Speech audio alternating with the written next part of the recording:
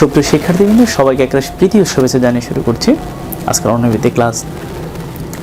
বরাবরের মতোই প্রেজেন্টেশন রয়েছি আমি মুন্সি আলিম। আমাদের আজকের আলোচ্য বিষয় হলো আপনাদের সিলেবাসের অন্তর্ভুক্ত বিখ্যাত কবিতা আমি কিংবদন্তির কথা বলছি। এই কবিতাটি লিখেছেন বাংলা ভাষা, বাংলা সাহিত্যের অন্যতম খ্যাতিমান একজন কবি, যাকে সাহিত্য বুদ্ধারা, সাহিত্য পণ্ডিতরা যাকে মৌলিক কবি হিসেবে চিনেন। তিনি হলেন আবু জাফর ওবায়দুল্লাহ। কি বলেছি? আবু জাফর ওবায়দুল্লাহ। এই সেই আবু জাফর ওবায়দুল্লাহ।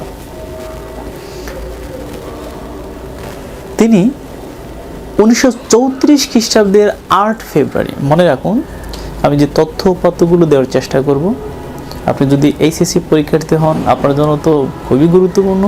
এছাড়া আপনি যদি বিভিন্ন প্রতিযোগিতামূলক পরীক্ষার্থী হন আপনার জন্য এটি অবশ্য পাঠ্য।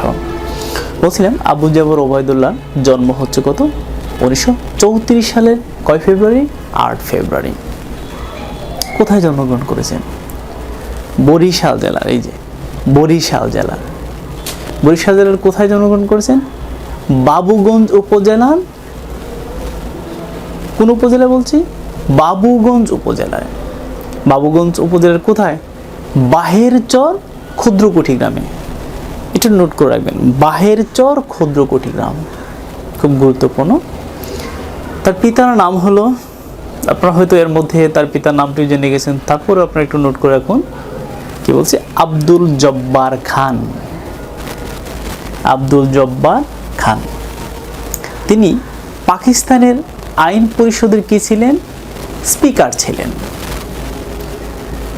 আবু জাফর ওবায়দুল্লাহ পড়াশোনা করেছেন ইংরেজি সাহিত্য নিয়ে।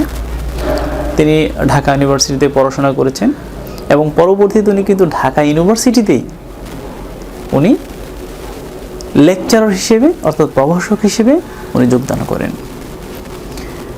আমরা জানি যে আবু জাফর ওবায়দুল্লাহ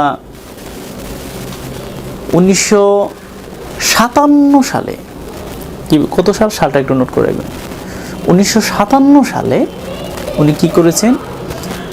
বাংলাদেশ সিভিল সার্ভিস উনি যোগদান করেন।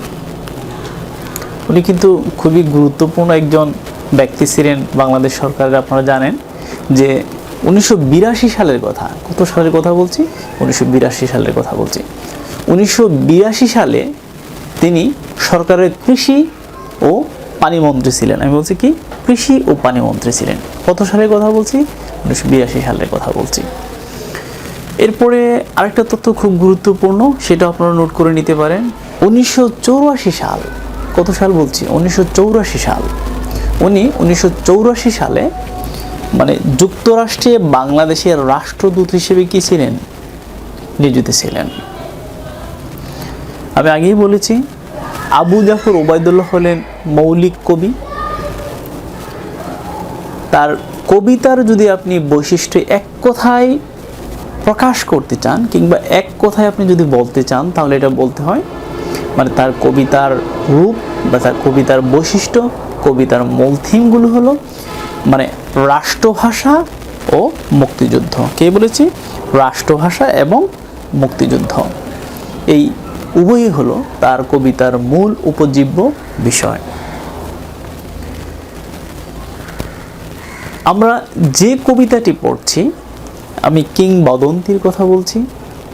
এই কবিতাটি, পুরো কবিতাটি হলো গদ্য ছন্দে লেখা কবিতা এবং আমি কিংবদন্তির কথা বলছি। এই কবিতাটি হচ্ছে এই কাব্যের নাম কবিতা।